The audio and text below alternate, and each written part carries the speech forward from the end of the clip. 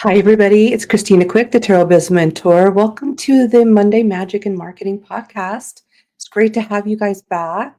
Let me just get us all in the right spot to make sure that I'm streaming to all the right places. If you are here, let me know and let me know where you are listening from. Give everybody just a moment to pile in. I have some really cool, interesting, exciting announcements to be talking about. Um, And that's going to be what we're going to talk about first. And then we're going to continue on in our series. So, the series that we've been doing, hi, it looks like you guys are seeing me. Great. Welcome. Come on in. Let me know if you can hear and see me okay. Hi, Richard. Hi, good to see you. Good Monday. Get us posted in some places here. How did you guys like last week's episode? What was the thing that you really got out of last week's episode? I'm curious. And did anything change for you? Did you decide to niche last week or have you been working on that? How has that been going with you? Okay, thank you. Appreciate you. Okay, so I'm curious about how everybody's been doing with niching down. I'm curious if anybody's decided to go ahead and niche down or got some interesting clarity about that. Okay, I got one more place to post. Bear with me just a moment. So, the exciting news that I have is that we have officially started a premium Discord channel. And I kind of wanted to talk about briefly, just very briefly. Hi, Ashley. Oh, hi. Yeah, so I'll be doing lives on Mondays for the next 11 weeks. And we'll be filming the season 2 of the podcast. So today we're going to be talking about how to become unforgettable and irreplaceable in your niche, which is something that I've really excelled at. Something that people tell me often is that they go to other business coaches, they go to other psychics, and they get a little bit of results, and usually it's they're paying double the prices that I charge, which that's here or there. I can't control what, other people charge. I can only control what's like, what I can tolerate charging, right? Like what is my minimum I've got to charge? And that's different for everybody. Everybody's got different, financial expectations and obligations and things of that nature. So usually it's a conversation that goes like this. I tried to join another group's program, or I tried to do a one-on-one session with another coach, and they just couldn't tap into the session like you could. They couldn't. I didn't feel seen. I didn't feel like that person truly understood what I was trying to, say or do. And so, what is the secret to that, right? So, first, I want to go ahead and put the link to join our Discord as a comment here. I would love for y'all to join me. We have, um, let's see, how many people do we have in here now? Quite a few. Yeah, it looks like we have 115 people that have already come over in the first 3 days of setting up the Discord. Now, why do I want to set up the Discord? So the Discord, it's really a matter of necessity at this point. Now that I'm getting back into doing live streams, I'm also going to be starting a partnership with another person, and we're going to be starting a online coven for witchy mystics and witchy entrepreneurs. Right, so that's something that's coming up that I have to create more space in my life and business to be able to accommodate that. So, what I really love about Discord and why I decided to go with Discord above all else, like, I know a lot of you wanted me to do like Patreon or doing some kind of like paid membership thing that way. Well, a lot of what's going on, because I looked at like many, and this is very important info for you if you're thinking about setting up some type of online community, even a version of it that is paid or premium, right? So like membership site type of stuff. Good. So in regards to niching down, Richard says, "I'm staying focused on psychic development," and that's good. So really for you last week was just more confirmation. It's just a confirmation that, you're on the right track there. So that's great. I looked at like 20 different websites. I looked at all the popular membership sites and all that kind of stuff. But what I found is that Discord offers one, the easiest navigation, meaning I don't want the reason why it's so hard for me to be in all of these different places on the business right now, like in the all the different groups and things like that, is because there's no clear way, there's no real way to, like, tie all of that stuff together. So all of the individual little fragments of, my business right now are just kind of, like, floating in Facebook land, and it's just kind of floating out there. And so the thing that has been probably the hardest for me since the, major changes of Facebook reducing a lot of permissions and things like that is being able to talk to you guys in a way that I can consolidate that communication, that I only have to go to one place and I can talk to everybody about everything, all the things, and but also for the user side of it. And I know, like, one of the biggest things that I was like, well, nobody wants another app on their phone, right? I don't want another app either. So the app is going to have to be super high value. So that's kind of like where I'm at right now, is figuring out what are going to be those high value points for you guys. Yeah, we're watching this on Facebook. Yeah. And that could change too. So, that we could be live on YouTube next week. I do not know. But if you're in the Discord, then you will be able to follow along with the journey of, kind of doing the exodus from Facebook, where just the way that the system is it's just no longer, it's like I have to hunt. So it's like I feel like I'm chasing my tail, if that makes any sense at all. Like it's just a constantly feeling like I'm running behind or I'm forgetting something. Yeah, so the Discord is going to become that central place for everybody to come together. And the really cool thing is that you can belong to many Discord channels. So actually, me and what I would consider my inner circle, people like one-on-one clients that I've been working with for, yeah, I would say between 5 and 7 years plus, that like my really close friend clients, we're all going to Discord. So we're all in the process of setting up on Discord. So we're trying to do like a really big push right now to try to get all of our, because a lot of our circles overlap, a lot of our audiences overlap at this point from doing the telesummits for so many years together. So we're really trying to, it's not just me, but we're really trying to um, get all of the hard hitters that I know over there as well to make it more valuable. So that's the thing with Discord. So that's where all the chat's going to happen. That's where all the major announcements are going to happen. I've been slowly setting up the database of the chat rooms, and figuring out what the hierarchy is going to be of that, and then figuring out like how can I add even more value to it, right? And make it even more special than Facebook, because that's what I really want, is that I want it to be more special than Facebook, right? Because Facebook's pretty special, so this is gonna have to be pretty darn good for me to, continue to stick around and work through this. Yeah, Richard says, I do plan on opening up my own school, as they relate to psychic development, right? Focus on psychic development. And that's a really good, when you're working with your initial niche, when you're really trying to build up credibility and authority, that's some of the things we talked about in season one of the podcast, sticking with it. And that's another thing, is reliability within a niche. That is something that a lot of coaches really struggle with, and it reflects on their ability to get clients and maintain clients. Ashley says, I am focusing on soul work coaching for highly sensitive spiritual souls in the main mid-aged women during their spiritual awakening. I love that. I think, and you have such a gentle energy that's really just a safe spot to land for those ladies. It's kind of like, landing on a feather angel pillow. So I think that's wonderful. I think that is a really good, unique, marketing point, or like the thing that really makes you truly unique, is that it's a soft place. And we need more soft places right now. The world is in a state of flux.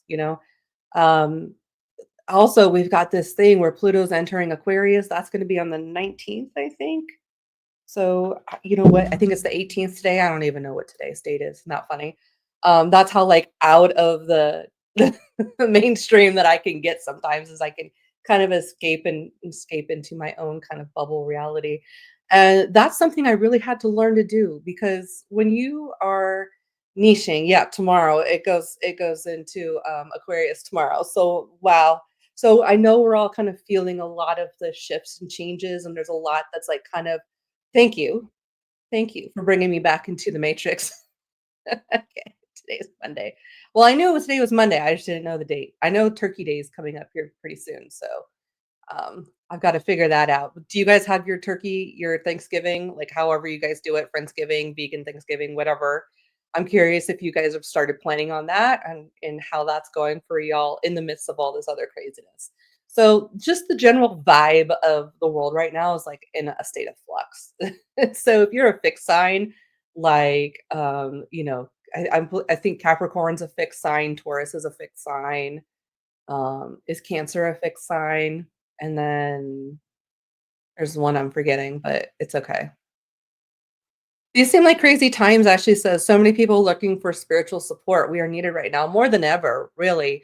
I really feel like I peaked during COVID as far as like my spiritual purpose. So now I'm like, for myself, like life after COVID, right? Like now I'm trying to figure out like what's my purpose after Scorpio. Thank you, Car. What's my purpose after COVID? So that's why I'm like, this, Pluto is, like the planet of endings and beginnings, right? And it's like hidden knowledge, things that have yet to be revealed. And so going into Aquarius is a very unstable, like anything could happen type of situation. And so you're gonna go through these things in your business too, and it's not just like the astrology, but it's like the personal rhythms and the ebbs and flows that you have of your own personal identity, right? Because you're going through this niching process and you're like, really, it's a journey of self-exploration. It's a journey of truly understanding like who you are in this world, what you truly believe to be true. And really it's about like taking up space, right? Which is so hard, I think, for empaths to do because first of all, if you have ever experienced, any type of trauma as a child, or if you've ever experienced like a situation in your life where you realize that it was unsafe to be seen, right? So that could be anything. Maybe like for example, some of my things that I went through as early childhood was some things that stand out in my brain is when I was like 11 or 10, I was a witness in a mass shooting with gang warfare, and I was 11 years old, and I was with my like 8 and 4-year-old little cousins, and alone. And that's like another thing. Like that's why still public places are still really like ugh, iffy for me because I know what happens. I know what can happen. And some other things too, just and it doesn't have to be, like, super, super traumatic like that. It can be just really just things that are really you wouldn't think would be really that traumatizing, or you're like, "Why does this bother me so much?" But sometimes it's like, if you were asked to read your poetry in high school in front of the class and you couldn't do it, because you were scared to speak up, it could be little things like that that just accumulate over one's life. And then when you are, say, like us, empathic, where you tend to be super absorbed into other people's like energy fields, right? And so learning how to differentiate between your energy field and someone else's energy field, that can be super difficult to navigate as well. When you're gifted or when you have, any type of like neurodivergence in any way, shape, or form. And I would consider all psychics to be neurodivergent in this day and age, where that's we're kind of the outliers. It is a divergence from the norm, right? We're not normal type of people. So I think that our industry, especially psychics, empaths, spiritual life coaches, light workers, we all tend to be very hesitant to put ourselves out there and to take up space. A lot of us actually learn to hide, to take up the least amount of space as possible. For women or for even men or feminine or masculine identifying peoples.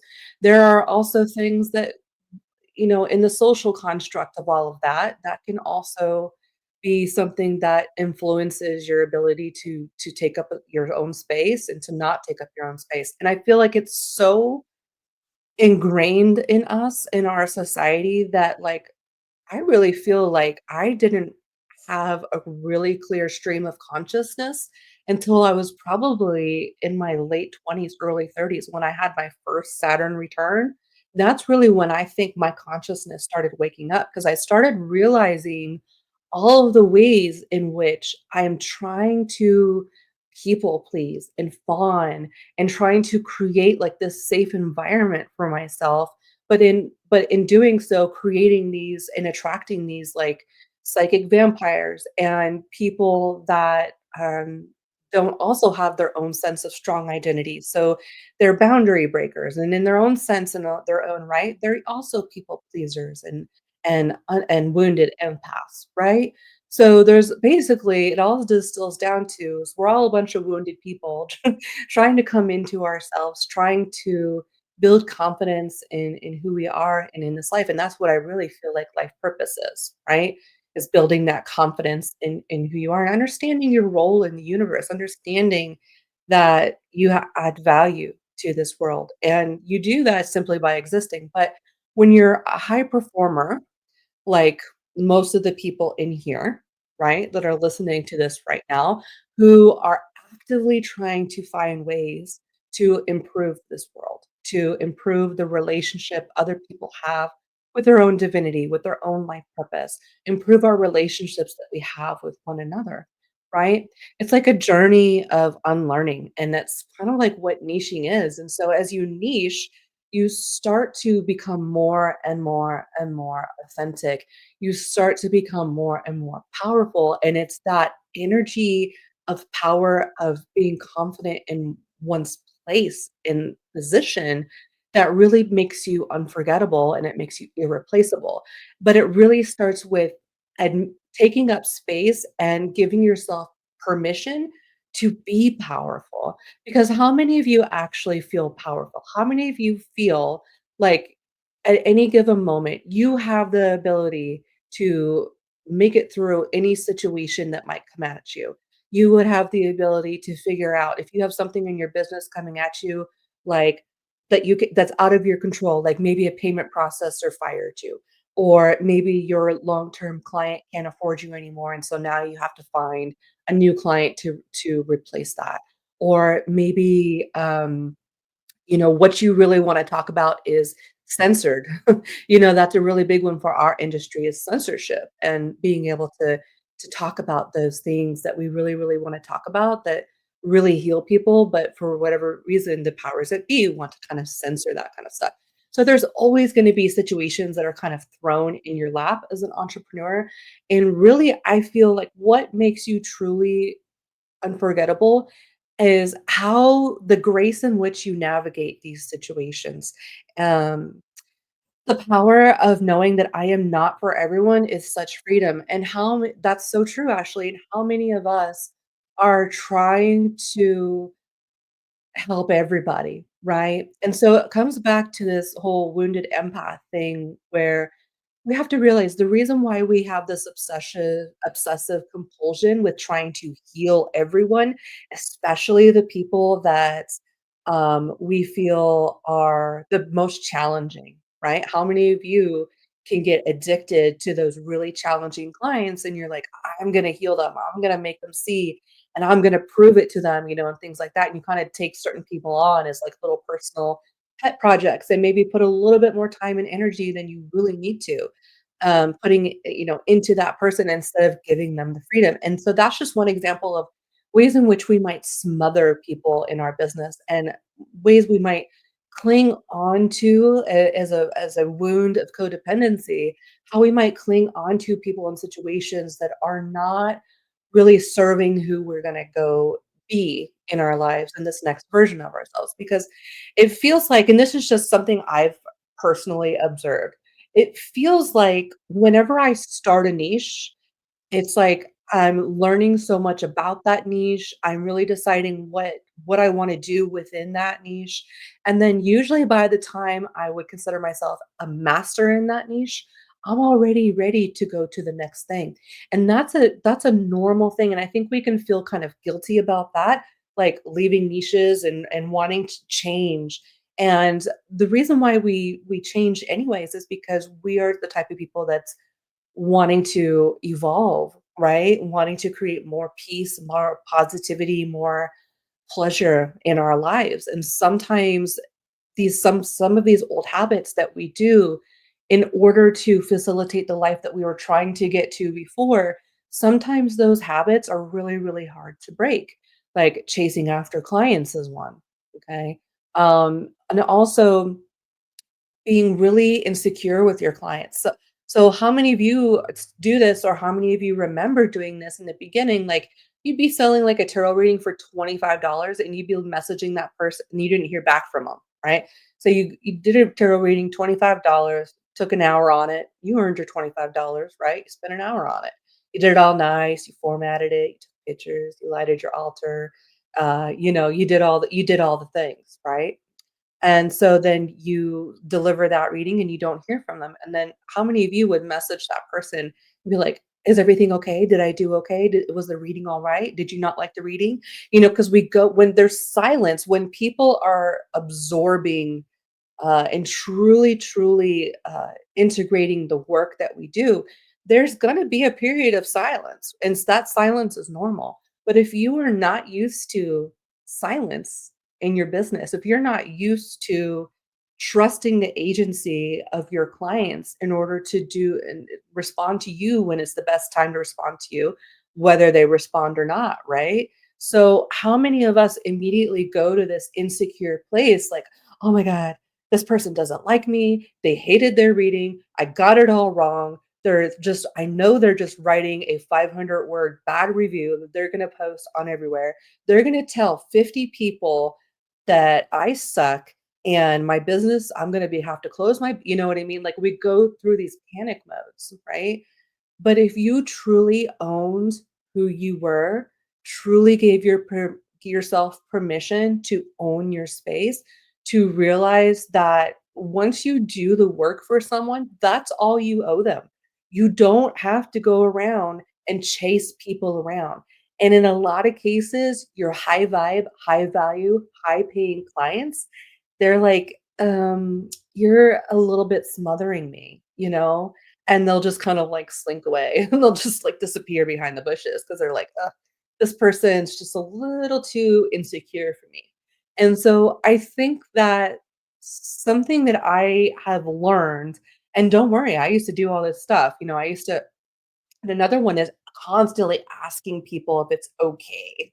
You know, "Is it okay, if I raise my prices?" That sort of thing.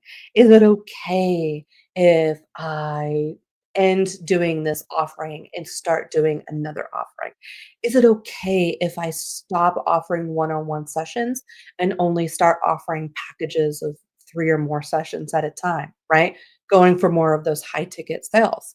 And I think a lot of us, we get so wrapped up in asking for permission, and I am so grateful for all of the coaches along the way that inspired me to stop asking for permission, to stop asking what people want of me in a way that is not very powerful or a way that really conveys a lack of confidence in my own ability to make my own decisions. And I feel like as light leaders, as coaches, no matter what your niche is, you're acting as a leader. And what people really purchase when they work with you is, yeah, they purchase the info, they purchase the time, they purchase the transformation, but what they're purchasing is access to someone who's modeling behaviors that they wish to achieve. And if so, you're trying to teach people these behaviors of good boundaries, clear communication, teaching people to own their own space, then we're not, and if we're acting out of our insecurities, then we're really not modeling that for people. And so that could be a reason why you might get people, but getting people to come back or getting people to enroll in those higher ticket 1,000, 5,000, $10,000 packages with you, it may be a reason why they're not going to that next level. And so I know it's frustrating when coaches say, the reason you're not selling is the energy. It's because it's energy, and it's not necessarily the energy that's going around. It's your energy and how you view your perspective and how you step into your own space. And I think that one of the things that was really crucial for me, I mean, look at my office, I had to create a magical space in which because and that's really hard when you're doing this in a virtual sense, isn't it? When you're not attached to like say a shop or you're trying to create this virtual image, this virtual thought form in an online space, which is already extremely hard to do that. But if you're doing that and you're uninspired and you don't have a place to call your own, a corner of your room, a, a room in your house, some place that is yours, that becomes your place of ownership. And so when you have that place of ownership, and you can then work on, reverse engineering that into the virtual space, you're going to find that your branding, that's how your branding really becomes magnetic, right? So just to recap a little bit, yeah, Ashley says, "We remember the one client that was a struggle and not the hundreds of spot on readings where the person went forward and we never heard anything, didn't need us any further. That's it. That is it." And so, if you're really good at what you do, sometimes you're a one and done, and when you're a spiritual life coach, isn't the goal really to get people inevitably to not need you, other than maybe, say, an ongoing maintenance? So, I have a lot of clients that only book in maybe once a quarter because they're on, like, a maintenance plan. They don't need that. They're not in a process of learning something complicated like a funnel or learning how to write copy or, whatever these little, micro tasks are that we do in our business that kind of all add up to the whatever, builds the community aspect of our business, and the ability for people to actually go through some sort of guided experience where, they can purchase in a way that feels good to them, feels good to their nervous system. And I would say that is one of the things that really drives me is that, okay, I continually have to ask myself, especially as a spoonie, someone who suffers from chronic illness, that I have to ask myself on a regular basis, what can my energy afford right now? I kind of think of my daily energy towards my business as, it's a currency. And what can I afford to do with that currency? And thinking about it that way makes a lot of a difference when you're trying to market your business and you're trying all these different things at the same time and face that burnout, right? So if you get into that burnout mode, it's really easy then to just say, okay, let's take a step back. I'm just going to focus on, one or two things right now and do that really well. Again, this is another one of those wounded traumas is trying to keep yourself busy. Busy work is a way to keep your mind busy and a way to keep yourself distracted from some of the deeper things that we still need to kind of integrate, like questions about why do I keep chasing clients, or why do I keep undercharging, or why do I keep giving free advice, or why do I keep doing all of these things that cost a lot of energy, but I'm not getting a lot of financial return. And so some of those things are really interesting. You'll find out that some of those things are not what you thought that they would be, and so you kind of have to be flexible and adjust in that sense as well, which also takes permission to say, "Hey, I'm gonna do what's best for my business." And then, what I think it really boils down to for me is the journey, the inner journey of learning, like, what's the difference between being nice and being kind? What's the difference between being a nice person and being a kind person? And asking yourself, "Do I wanna be a nice person or do I wanna be a kind person? And how can I continue to be a kind person?" Because in this industry, I think in any industry, I think in any job, any job in which you're exchanging time for money, your time is your most precious asset that you have. So it is the most precious thing that you can sell. And so I think it's super easy to just become really jaded by, the work in and of itself, and sometimes the thanklessness of it, even though you're doing this because it's your purpose, you would do this if it didn't pay you a day, because this is really what you're supposed to be doing. This is part of your spiritual evolution, and it surpasses business, it surpasses money, but wouldn't it be great if we could prosper and be powerful in this industry alone and not need to not have to dabble in the mainstream in the matrix and not have to, try to still make our way in that, where we can just kind of be in our pleasure spot, be in our vortex all the time, as being, well compensated for being a financial, or excuse me, well compensated for being a professional psychic, being a consultant, being a healer, whatever it is that you do for people. So wouldn't that be a nice life, right? So that's it's so much more niching and moving through niches and becoming irreplaceable really boils down to a couple different things. It comes down to one, being powerful in your niche, meaning being willing to accept titles like master or experts or guru or things like that, really challenging.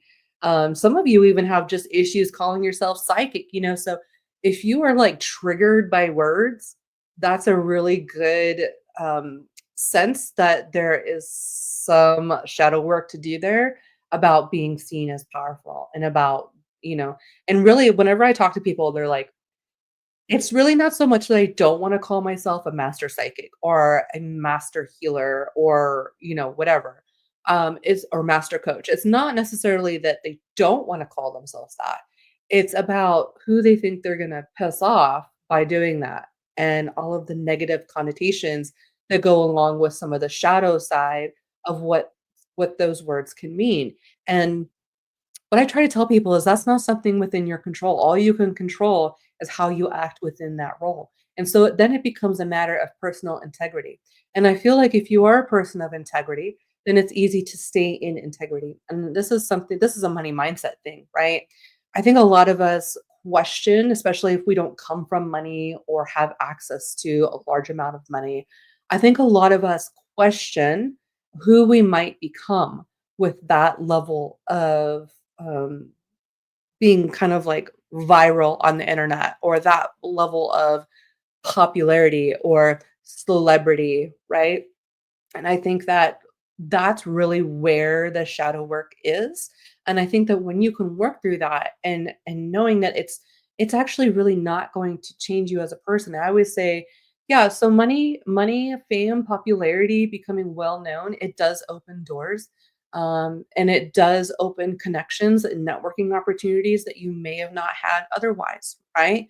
It's a new kind of class of entrepreneur that you sort of get to be invited into. And there's always going to be people doing bad things.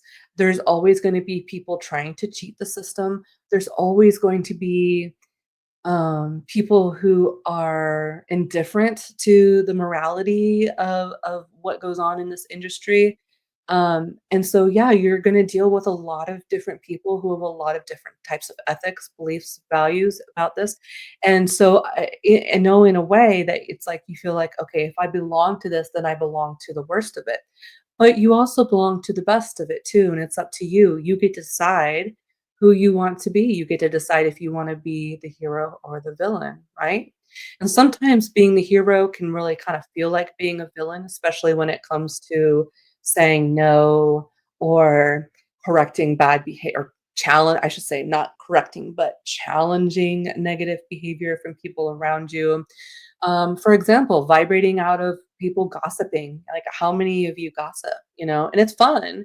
But if you're gossiping, if we're gossiping about people in this business and things like that, then that's really an issue, right? It's really an issue. There's just certain things you got to vibrate out of. In order to do that, you've got to be able to say, this is not for me, right? So maybe there's some circles that you belong to that you're like, you know what, maybe this really isn't for me. And maybe it's okay to leave this behind to go and pursue something that is more for me. And it's also about being okay with other people expressing themselves, letting other people have agency in this world to express themselves however they see fit. And understanding that just because other people do negative, quote unquote, negative things, doesn't necessarily mean that you're a negative person, right? Not you're not guilty by association. So how you decide to show up and how you decide to use these powers and these privileges that having a really consistent brand, having a high level of education and getting results for people in your niche, right? And one of the biggest things for imposter syndrome is focusing on just a niche, focusing on just one area to help people, becoming a master at that and then moving on to the next. If all you do is just do readings and you're trying to coach people on all the things, well, no wonder you feel like a imposter. You can't possibly know everything about everything. So at what level do you want to serve? And do you want to get transformations out of people? And do you want to create long-term recurring clients? It's something to think about. And these are things that we're talking about today that really could be interfering with your ability to attract them. And again, energy, it just comes down to energy.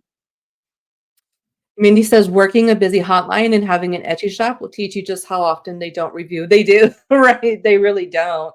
And it takes a special kind of person, I think, to leave a bad review. So here's my thoughts on reviews, and this might actually be a little bit of a weird mindset thing but hey, this is my mindset. Okay, this is how I operate. Even as I operate as a person, okay, I never give a bad review, ever. I could go to a restaurant and it's the worst service I've ever had. I'm not gonna leave a bad review.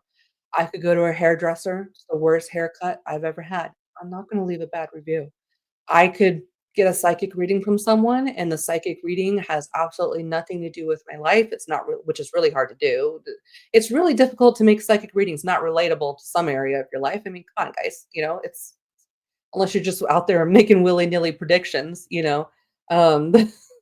you're just like to go into AI and be like, "Make me 10 predictions," and then, sending it to them. Yeah, you might get some bad reviews then, but I don't do that. That's not the type of person I am. I look at reviews as a privilege. If I'm gonna leave a review, it's because I'm happy with the service, right? A review is a very, very sacred, transaction between energetic transaction, exchange between, service provider and person who's purchasing the service. Now, I feel like when we get caught up in, like, the yeah, right? I feel like we get caught up in this, like, "Oh, this person's gonna leave me a bad review," and stuff like that. But I personally feel like bad people who leave bad reviews, I feel like are a blessing, because that immediately tells me that you're just simply the type of person that I'm not gonna vibe with, like, on a whole level. Like, we have fundamental differences in how we communicate and wanna show up in this world, right? So, it's kinda like when you get a bad review, you kinda be like, "Thanks for tattling on yourself, because now I know that you're gonna be an absolute problem, that you have unrealistic expectations, that I'm never going to make you happy," right? So, negative reviews, I know a lot of people feel like, negative review jail or negative review prison or negative review blackmail, right? Like, and that's why I think we chase after people and smother them sometimes. We're so scared of that bad review, but at the same time, bad reviews really are just a simple way to know right away who you don't want to work with, right? And I will tell you this, this is just reality, okay? Reviews don't reviews don't matter. They don't matter. They don't matter. It's not a big deal. Like, they might matter on Etsy and they might matter on the psychic hotlines that are platforms built for that to matter, but, like, in real life, they don't matter, like, how many times have you guys seen me post reviews? Like, I really don't post reviews that much, and I try to do it in a way so that, like, other people are posting the reviews of me, so I'm not tied to that. And that's just kind of how I feel about it. And that's like me owning the space that I'm in. Like, whether you liked the service or not, you got the service, you got what you paid for, and then we're done. exchange great. We're done. That's the end of the exchange. But a lot of the times, your higher end clients are usually going to be the ones that are not going to say anything at all. Usually, they're usually not going to leave reviews at all.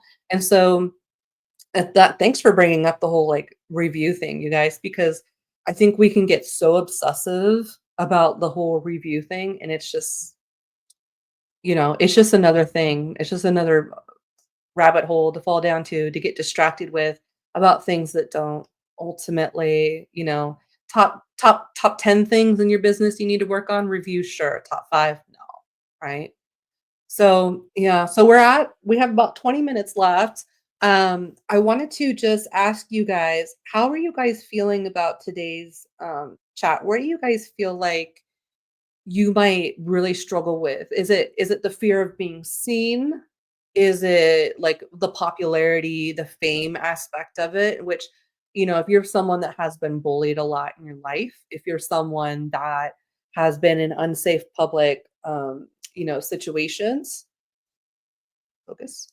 That may be something that plagues you. It might be something that your soul is fragmented out and that you need to reincorporate, need to soul retrieve that fragment of yourself. Is it the fear of having power, right? Like, is it a fear of having power, like having money and being powerful because you have money, right? Like, what do you guys think it is for you? What's another one? Fear of power, fear of being seen, um, fear of reciprocity. Oh, fear of reciprocity.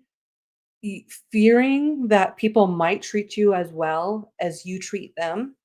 It's a real fear, especially if you have core beliefs that you don't deserve to be treated well, or that you're unworthy of being treated well, or that you're not special. It's cliche as it is, you are special.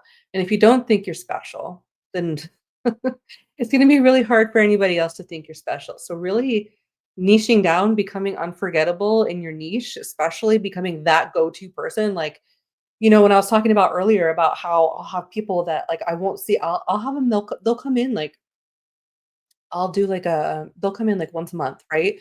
And then we'll do that for a year or 2, and then all of a sudden they'll just disappear off the face of the earth, and then they'll come back like in a couple months and be like, "Yeah, I just wanted to, try to work with someone else for a time being," which is cool because you need a lot of different mentors, right? Like I can't help you with all the things. I can just help you with what I'm good at. And I can maybe send you to someone who deals with what you really need if I'm not good at it, right? So, but I'm like, "Yeah, cool. Like, did you have a good time?" And usually they're like, "No." No, and I just didn't feel like they really got me. And so that's something that's kind of like a magical shift that happens when you really are confident in what you do and how you tangibly give that to people, then you know that you can solve their problem or not, right? So it becomes it's super high vibe, I would say. The vibration is very, very high when you're like when you can embody that and sell from a place of confidence and not from a place of, "Ooh, I don't know if I could really help this person." So if you're trying to like sell something and you're like, "Ooh, I don't really know if I can, level measure up to this," then you're probably selling outside your niche, or maybe you just might need to what I always say is it is a good way to like test out like a new niche and just see like what the general feedback is it of it, see if you even like to do it. It's just teach a workshop about it. Do a workshop. Either that or do like if you have a bigger audience, you can do like a life group program. And so those are two really good ways to just kind of like play into something without changing the overall like, when you go to re-niche, it's not like, "Oh gosh, I have to change my logo. I have to change my colors." Like, and I think we get obsessed with that too. That's another rabbit hole we go down to. It's about the logo, it's about the colors, it's about the image, it's about the pictures and things like that.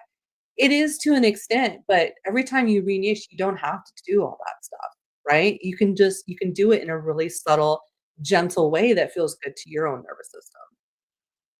Casey says fear of people just showing up in my house.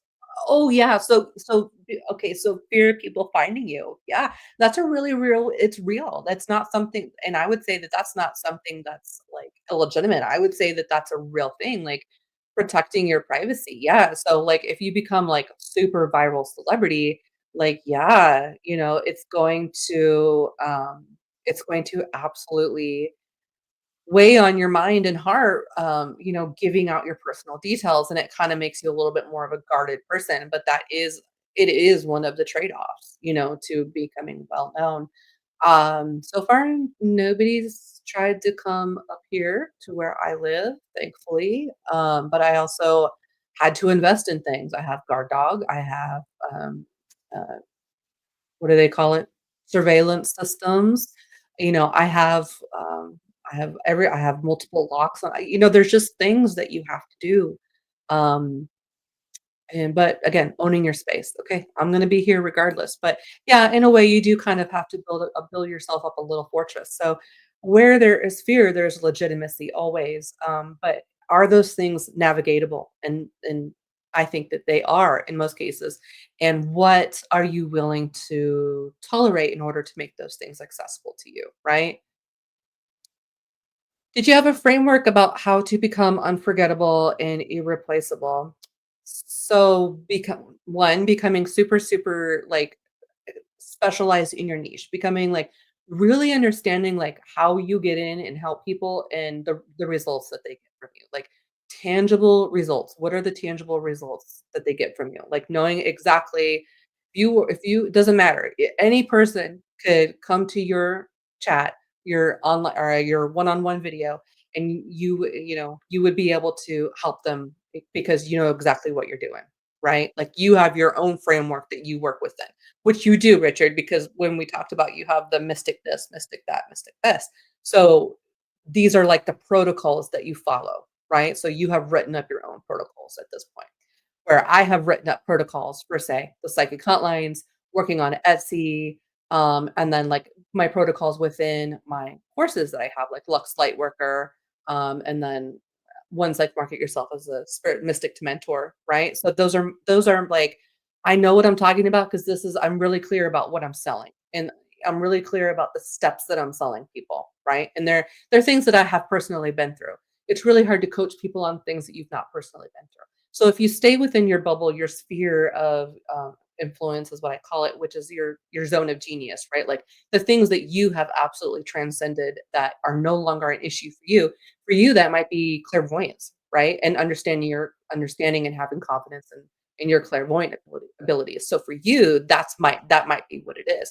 For me, it's the confidence in knowing I know how the psychic hotlines work. I know how Etsy works. I know how to do launches. These are things that I have invested, like you, hundreds of hours and hundreds of dollars, thousands of dollars in my training for that. So, really like being super and dedicated to your own ongoing education with that and challenging your own self, okay? But working within your own sphere. 2, being able to manifest the thought form space that you want your brand to be in the virtual space, right? Being able to take it from physical reality into the machine and create a virtual space and that does take time. It takes a level of creativity. For me, like a really big part of that is getting the Discord together. Another really big part of that is doing the podcasts. So being consistent with the live events that I want to do, right? And not changing topics too much, like really going deep into topics and not kind of bouncing all over topics.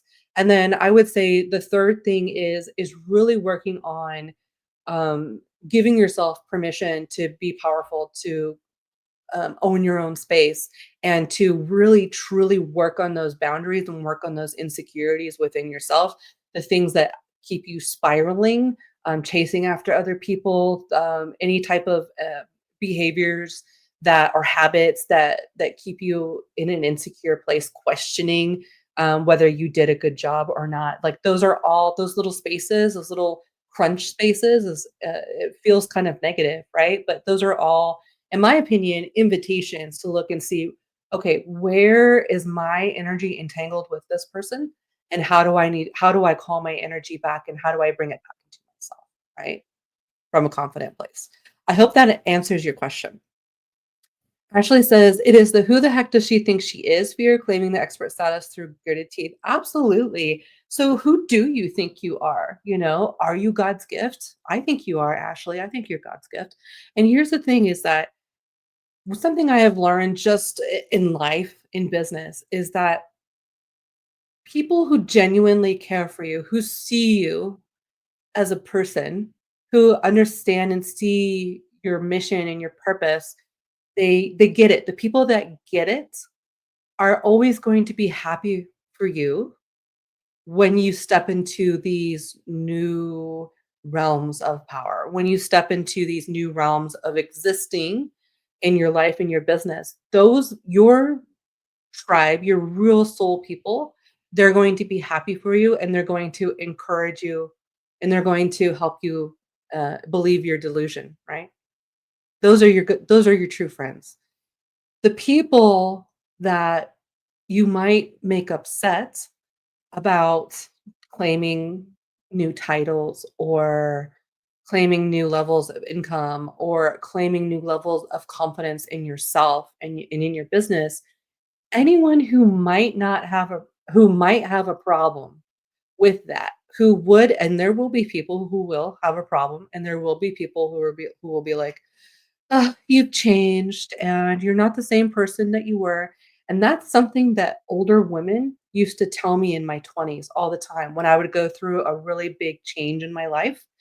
And I would become a different type of person, and it usually involved having a stronger sense of boundaries and not just doing nice things for people all the time at my own inconvenience, right?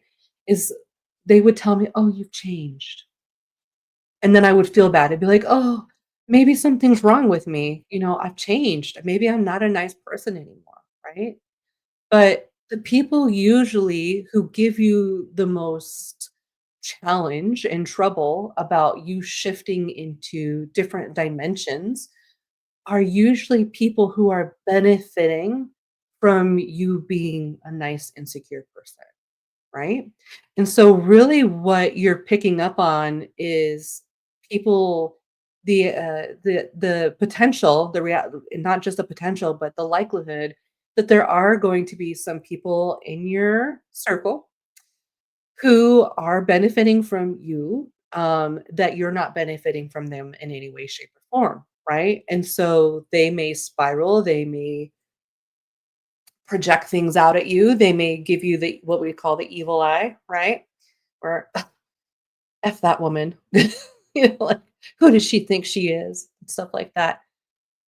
I'm going to tell you this: normal, healthy, emotionally regulated people who are committed to their own personal growth are not going to treat you that way. And those are the people that you really want to cultivate. Those are the people that you want to invest in your life. So you're thinking like, who's a good investment client wise? It's the people that just they cheer you on no matter what. And they may like I've had a couple people message me, like some of my longtime clients, they're like, "I'm really sad that you're leaving Facebook, but like and I'm so sad about that and I wish you weren't, but I understand and I get it and I'll see you in the new place." Or I some of them said, "I'm sorry, I won't be coming to the new place." And I said, "Okay, that's fine. You have to do what you have to do. I have to do what I have to do, right?" And we're all on a different mission. We all have a different life purpose, and your life purpose doesn't have to make sense. It doesn't have to make sense to anybody else but you, because ultimately you're the one that's going to have to run this business. You're the one that's doing all the work. You're the one that's taking on all of the challenges, all of the risk involved in that. And so how confidently can you move forward in that? And you'll find that, you'll do a little bits at a time. It's not gonna be, like, huge, but you will go through quantum leaps as well. Quantum leaps is like when you basically go to bed one person and wake up a whole another person.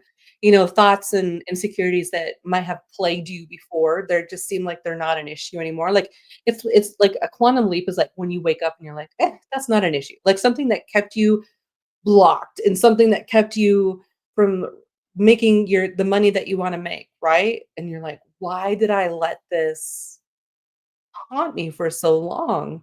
You know? And you'll have quantum leaps, and then you'll have just little steps where you may be a little bit braver, a little one day at a time, you know?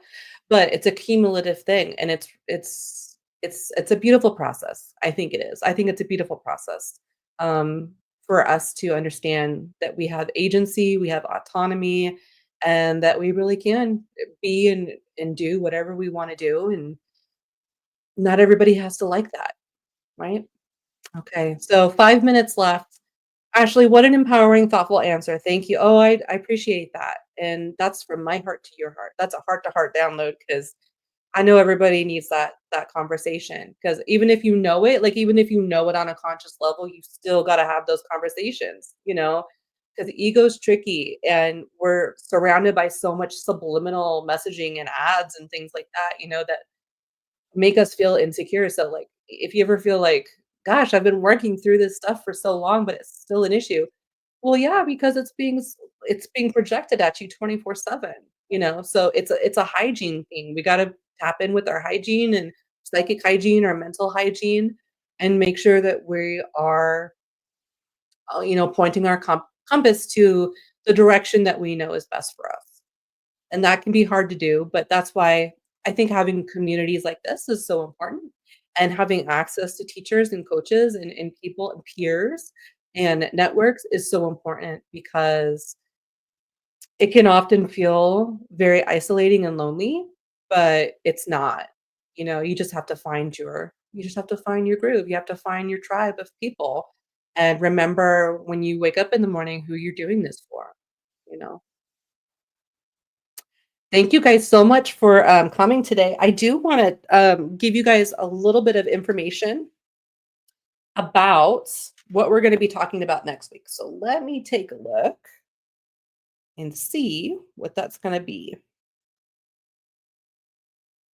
Did you guys like today's or create your tribe? Yeah, I had to do that. I had to create my own because I couldn't find one that was, you know, that encompassed the mindset that I wanna have. That's not I couldn't really find one that was conducive to the mindset that I wanna have, right? So if you can't find one, it's a lot of the times you're being called to create one or to co-create one with someone or to be, a leader in someone else's, right? Okay, so episode 3, that's what I have to do now. Yeah. So, episode 3, we're going to be talking about how to create your wealth strategy in magic and marketing. Yes, so today's episode should be on the Facebook page, but it will also be on YouTube. It will also be on YouTube. So, what we're going to talk about next week is financial strategy, so wealth strategy. So, how many of you are making money, but it seems like no matter how much money you make, you can't get ahead? How many of you have been yeah, it's on the podcast as well. It'll be on the pod. So it'll go out on like Spotify, Apple, Google, iTunes, YouTube. It'll go out to all the syndicated places as soon as I upload it. Yeah. And that's for every episode. Um so how many of you real quick before I let you go, how many of you have bought a lot of things, like a lot of courses, a lot of programs, a lot of I don't know, third party website things that you're like, "Ugh, I really wish I wouldn't have bought that." Like it didn't, you know, that was $300 gone, you know? So next episode, I'm going to be telling you guys what is worth purchasing, how much in 2024, what is the overhead of running a business? What is that really going to cost? How much to allot towards like setting up ads and things like that? How much money to allot for that? How to organize your bank accounts. We're going to talk about all the financial stuff. So if you do have questions about that, just you can message me or you can leave a comment or something like that. We'll talk a little bit more about that. And then if you guys have specific questions, you can get a hold of me and I'll just put it on the docket to talk about next time. Okay. Well, you guys have an amazing week. Have an amazing, prosperous week. Happy Monday. I hope that you make all the money and book all the clients this week. And I will see you in the next week, next episode. Bye.